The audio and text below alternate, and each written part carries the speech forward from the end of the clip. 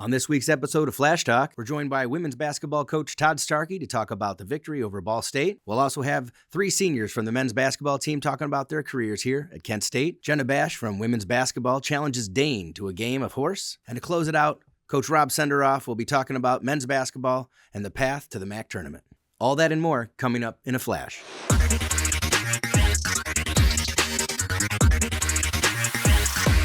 And welcome back to Flash Talk. I'm James Burge here with head women's basketball coach Todd Starkey, and we're going to get talking about the fantastic season he's having so far with his women's basketball team. How you doing today, Coach? Doing great. Good to be here. Good great to see weekend. you. Good to see you, too. Nice fill-in for Dane, who's doing National Guard duty. Coming off of especially the win you just had against Ball State, number one, hadn't lost at their home court in a couple years. Right. What was that experience like going into it? Like, how did you prepare for it? And then also when it was happening. It was a great crowd. They had 3,000 to 4,000 people over there. It was, they haven't lost at home since 2023, and conference game especially. And we knew it was going to be a tough game. It was something that we really needed. We'd lost 3 straight conference games, and for the first time in a long time, by an average of 3.5 points. And so we needed to clean some things up for us. The focus is on us improving each game. We just had a really tall task in playing at Ball State. I thought the team did a phenomenal job, especially on the defensive end. We're really focused on the game plan. We made a couple of adjustments. They really did a great job executing offensively as well. Ball control was really good. And in that atmosphere, I thought our composure coming down the stretch when they made a couple of runs was really good. And we were able to really seal the victory late. Now, is there anybody on the team right now that is surprising you and how they've stepped up in a way that maybe you didn't assume that would happen? Maya Babbitt's emergence this year, losing Katie Shumay and Abby Ogle in the backcourt, a couple other players due to injury. We needed somebody to really step into that role and play some major minutes. And Maya has just continued to get better and better as the season's progressed. Defensively, she's been pretty solid, and obviously she's shooting the lights out. And she just broke the school record. I know I stole your thunder there. You're going to ask me about that, but she just broke the single season record for most threes made in a season, and one of the better shooters I've ever coached, and she's just been prolific for us. Hit a couple of really big threes in the fourth quarter against Ball State to really kind of calm the storm a little bit when we needed it, and it was great to see her break that record. Talking about that record, you got another one coming up the road. Maybe on Wednesday, you might have somebody get past 1,000 points in the season. Tell me about that. Yeah, Jenna Batsch, obviously, she's 1 point from breaking 1,000. So based on how she typically scores, she should be able to break that record on Wednesday, and hopefully we can get that taken care of early in the game. But you talk about another player who's just had this incredible rise to kind of max stardom. She goes from not even being on the radar to a third team all-conference player last year, and then preseason first team all-conference, and playing. She's one of the top, in my opinion, one of the top 3 or 4 players in the league right now. And Jenna's somebody's just worked at it. She's a very talented player, but has just continued to work at getting better, and she's a true 3-level scorer now and can beat you in a lot of different ways, and just really excited for her and what she's been able to do. Another question on a side note about Jenna and Maya, they're not trying to get these records. They're just going and playing every day. Do they even think about them? Do they talk about them? At some point, they're aware of them, but those are 2 players that really aren't spotlight. I need attention. Yeah. Type of players. So I think they're really just trying to play through that stuff, and we're just trying to get them shots and in the context of our offense. They've got really good post players that are playing alongside them, a good point guard play. So the balance of that, when you do good things, breaking records are a byproduct of really good team play, but the individual has to perform. The MAC tournament coming up ahead. And you got a lot of these spotlights. How do you keep the team playing as a team, without taking the focus on Maya or Jenna or any of these players? Yeah, well, we haven't quite clinched Cleveland yet. We think that that's imminent, but at the same time, you have to stay focused on one game at a time. this NIU team that we're playing Wednesday. They're hungry. They're fighting to get it to get in as well. And so everybody this time of year is playing for something a little different. We have to be playing for our own purpose and focus on continuing to improve. 4 games left in MAC play, and each one of them are going to be important. We've got one of the tougher schedules left of any MAC school, so we've got to continue to fine tune what we're doing. But hopefully, we can carry the momentum from the Ball State win forward into these games coming up, and then hopefully that leads into us playing our best basketball eventually in Cleveland. Coach Starkey, thank you for joining us today on Flash Talk. I'm James Burge. Really appreciate your time today. Yeah, absolutely. Take care and go Flashes.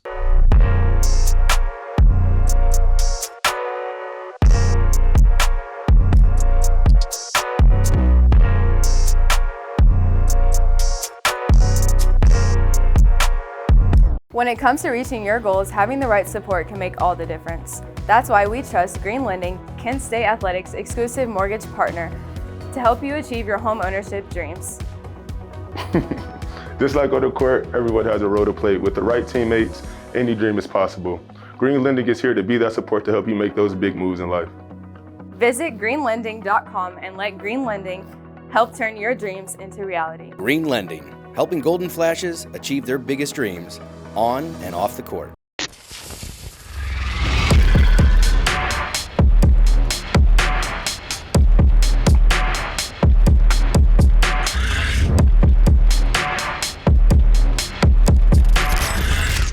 Vaughn Cameron Davis, Jalen Sellinger, and Claron Hornbeek. Guys, appreciate you joining me. Vaughn, I want to start with you. Yeah. Moving forward into your final year at college hoops, was there a turning point for you last year when you really blossomed into the go-to scorer for this team? I think it was just more towards MAC play last year. We desperately, I think we needed some more, just being more versatile scoring-wise, inside, mid-range, three-point shot.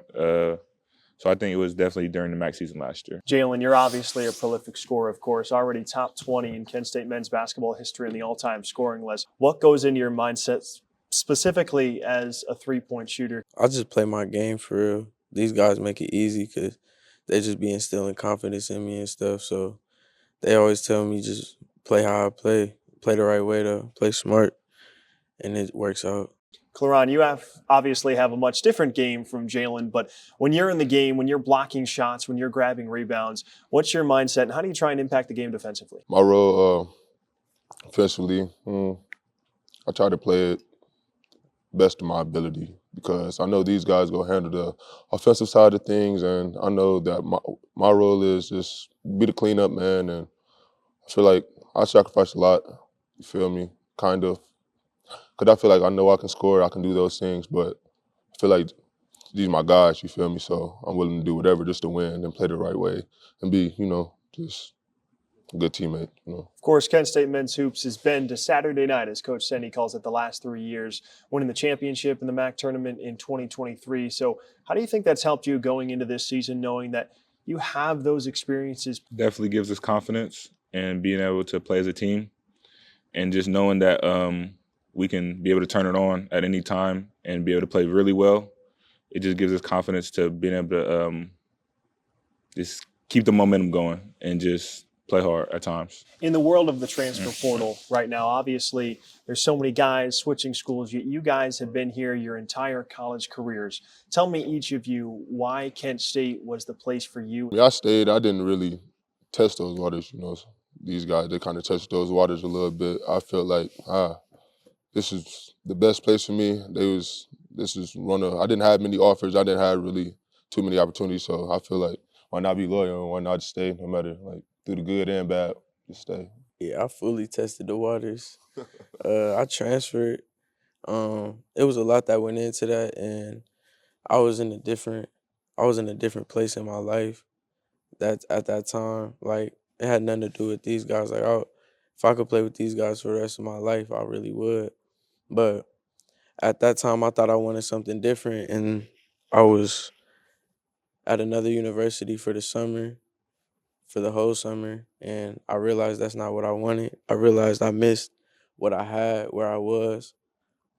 So I left, made that happen to come back here, and I think that just that just shows how the whole NCAA is going right now with the transfer portal. It's just crazy. But, I mean, at the end of the day, you just got to know what you want, and I know I want to be here, and I'm proud to be here, so we're going to rock out. But I was in the transfer portal for about 2.5 weeks, 2 weeks, so not that long. Ultimately, I decided to come back was because of Claron was one of my biggest decisions because I don't know what I did. this is one of my guys, honestly. Love him as a brother, and I decided to come back because of him. And also, Coach Sidney is a great coach, and the assistants, it's just honestly just a family tradition, and I love the tradition, and I'm proud to play at Kent State. So that's the reason why I came back. You guys have kind of already talked about it, but can you describe a little bit the bond that you three have, kind of growing up together, kind of as young teenagers coming in? I'll say, yeah. Like me and Jalen, we got here when we were 17 years old. We 21 now. You feel me? Bond was here just. I was here a year before them. Yeah, just one more year before us. But you feel me? That was COVID, so like he didn't get a real college experience. So when me and Jalen got here, you know, we basically brought him in because he was basically a freshman all over again. You know, so he got this real freshman experience with us, and I feel like that's where that bond started. And what would you guys say, each of you, to your freshman self? Stay the course, man. Play defense. All the time I said play defense. I ain't playing no defense. just stay hungry and just stay patient. What did you guys learn from guys like Sincere Carey, guys like Malik Jacobs to really put you guys as leaders on this year's team where you are now? Got to be a dog. If you ain't no dog, it ain't going to work. Feel me? Got to come ready to work every day. Yeah. Yeah, they showed us how much you got to work, too, just to be able to tell everybody what to do. You got to be also doing the right things. What would it mean to get to Saturday night and win another MAC tournament title, to go to the big dance one more time in your final year of college hoops? It means everything. That's what we doing all this for, nothing else. Nothing else. That's what we do it for. Every day, every workout, every practice, every game. The Kent State men's basketball team, Claron Hornbeek, Jalen Sullinger, and Von Cameron Davis. Guys, we really appreciate the time. Appreciate you. Yes, sir. Appreciate it. Golden Flashes fans, this is men's basketball coach Rob Senderoff. At Kent State, we're building champions both on and off the court. In order to keep our winning tradition on the court, we need your support of the Blue and Gold Collective. Now more than ever, we need you to be our sixth man. Flash family, make sure to play the Blue and Gold Collective 50-50 raffle. And when you play, the Golden Flashes win. Support the Blue and Gold Collective and help our Flashes soar.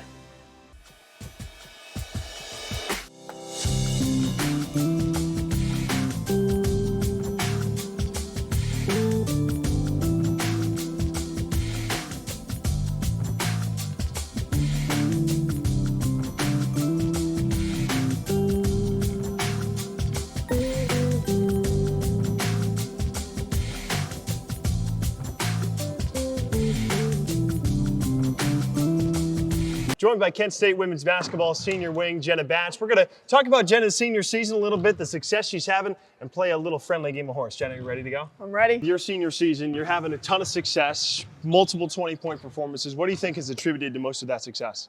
Yeah, I think I've just gained confidence over my last 4 years here, and I've just gotten more and more comfortable with every game. No, I miss. How satisfying was it for you going into your junior year, knowing that you got that opportunity and you saw that points per game really blossom up into double digits? That was huge for me going into senior year, especially losing Katie. I knew I had to play a lot bigger role this year, so gaining that confidence my junior year was really big. Talk to me a little bit about your relationship with some of the other seniors, specifically the on-court bond you have with Bridget. Bridget and I, like you said, we've lived together since we've known each other freshman year coming in, and we have a great relationship, and I think it all starts with our friendship off the court. Like, we're just best friends. We do everything together, and that leads to a lot of great chemistry on the court. What do you think has been the key to the offense so far this year? You guys are tops in the MAC in points per game. What has been the number one thing that helps you guys flow on the offensive end? If you live and die by the three, it's hard to win games sometimes. You can't rely on the three, so I think we've done a good job of working inside out later in the season, and we've been playing well. Trick shot, we're going to go behind the basket here.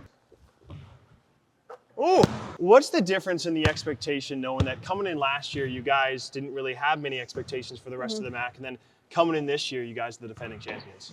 I think it's important for us to not really focus on everybody else's expectations and try not to put pressure on ourselves, because that's when things tend to go bad. but just focus on playing our basketball, knowing that everybody wants to beat us. We're the team to beat. Everyone wants what we had last year. But just focusing on us and playing our game. We're going to bring it back here. HOR. I'll ask you about your family influence with basketball.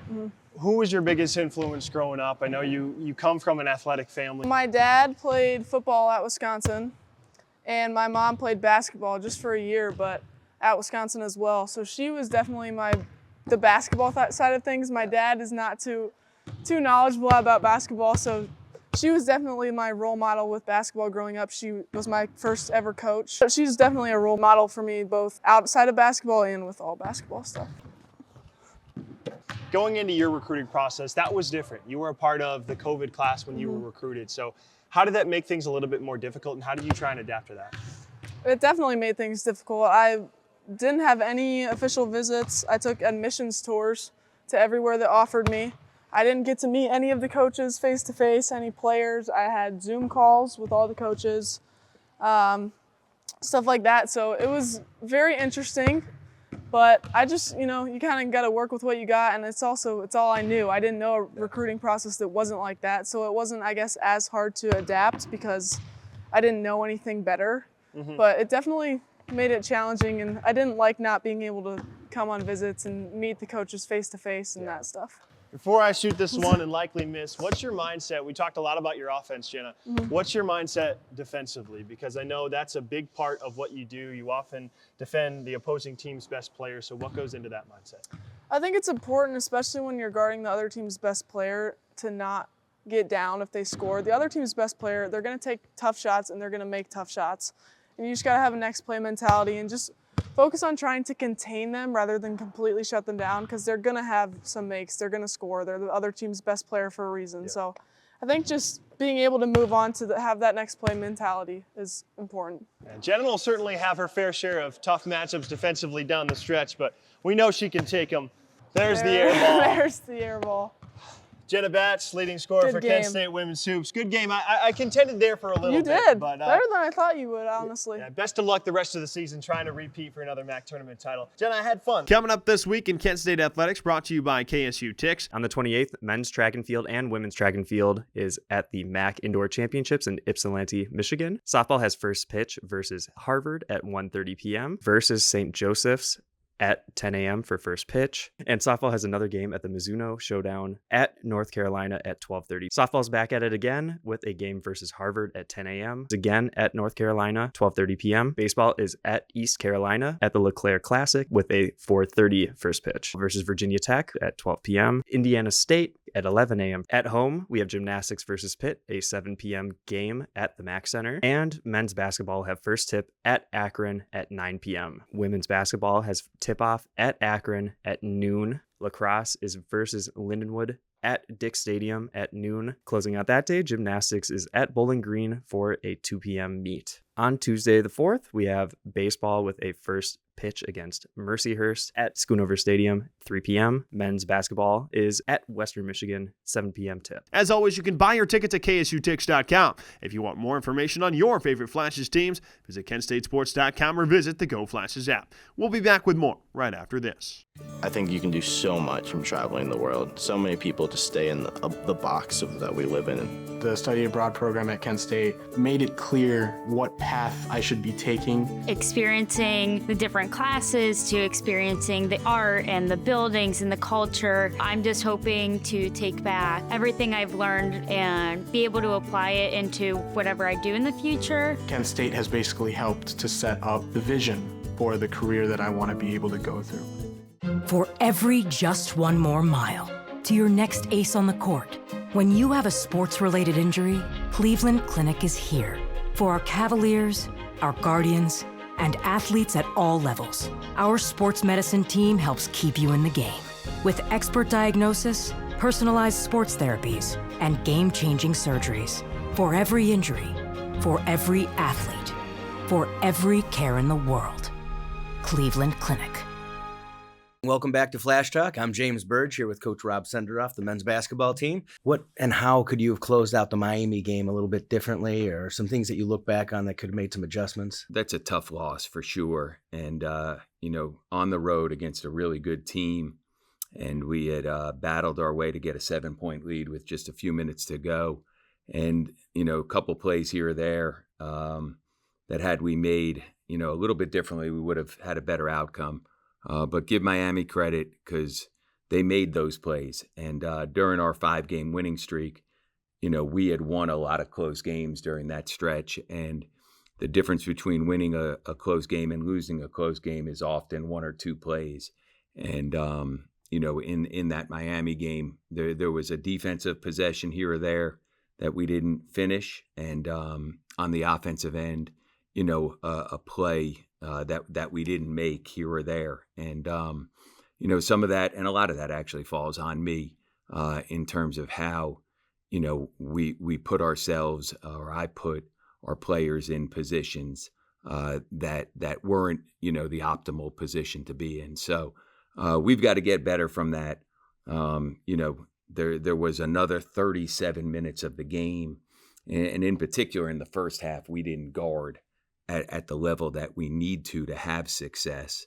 And those are the things that we really talked about after the game. It's not necessarily the last minute or two. Your offense is really hitting hard. What is it? What's going on right now, and why are they shooting the lights out? What's going on differently with the offense? Since February 1st, we've played better overall. And a lot of that might have to do with guys feeling more confident, getting more comfortable, playing more together. And I can't really put, finger on one specific thing as to why. I've always felt like we've had a good offensive team. We just weren't playing particularly well offensively. We have slid back a little bit defensively, even while we were winning games. And it sort of bit us against Miami. And as we move forward here, we have to get back that defensive mindset and continue to play well on offense. I've noticed Claron and Rico really playing off each other, really, both on and off the ball. Can you talk a little bit about that? Rico Gillespie in particular has really, elevated his play. And being able to play him and Claron together has helped us because it gives us great size. Having not just have to platoon the two of them where it's one or the other, having some minutes where I could play them both together has helped. It has started in practice. I think the entire transformation of our team has started in practice. I think a lot of that has to do with senior leadership across the board. And then, guys stepping up. Friday, we got a big game with the school down the road. And I think basketball and football have differences in that, in basketball, it's not just in football, you play them once, it's your rival. Mm-hmm. You play them one time only, and that's it. In basketball, there's the potential to play them 3 times. And unless you're playing them that last game, and that's for a regular season championship, it's really meaningful because of the rivalry.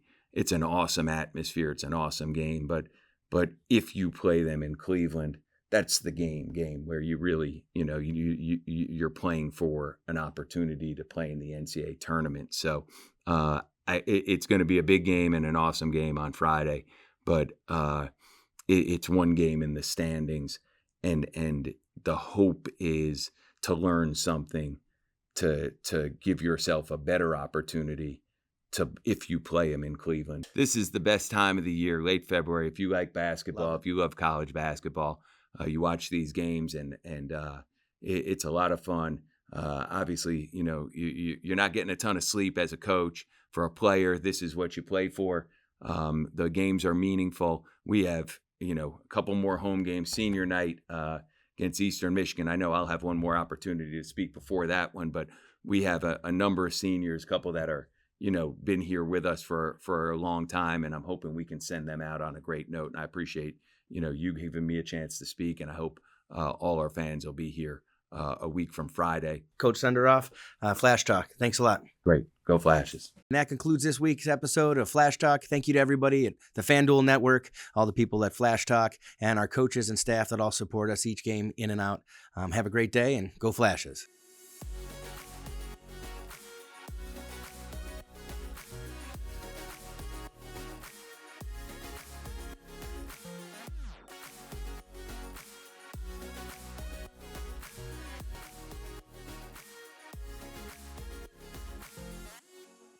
As you know, Kent State Athletics, our basketball team has historically been a huge part of our athletic department. We have a winning tradition. We always bring a great game. But in today's day and age, the basketball game itself isn't going to entice the average fan. We really need to come over the top. We need to do these exciting things like they do in professional sports. And without sponsors or partners like Ken Ganley, we wouldn't be able to afford to do like tonight, the esports night with the Ken Ganley game room. Also being able to do the $10,000 putt at halftime that they're supporting. So those types of things help us advertise and get out into the community and maybe reach people who are not just the average basketball fan. They also help us out off the court. So many of our faculty, our staff, and our coaching know that they can go to Ken Ganley Chevrolet, get themselves a vehicle in a short amount of time without having to shop everywhere. They're so important to us on so many levels that we're just so grateful that they're a part of our family, and I don't know how we would live without them.